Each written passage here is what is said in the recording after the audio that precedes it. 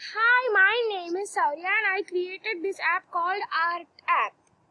You can do drawings in this app using these tools called pencil tool. Stop drawing. This button stops your drawing and chooses your place. First, already the pencil tool is on for you. Now you need to click the stop tool to choose your place where you want to draw. Use the arrow keys to move your cursor. And when you choose your place, you can click on the start drawing tool and draw.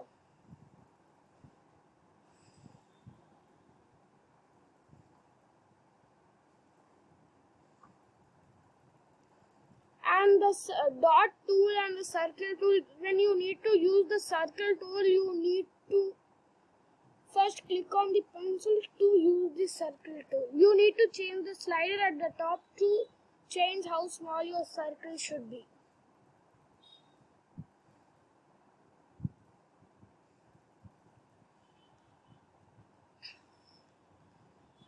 And the dot tool is used for drawing big dots.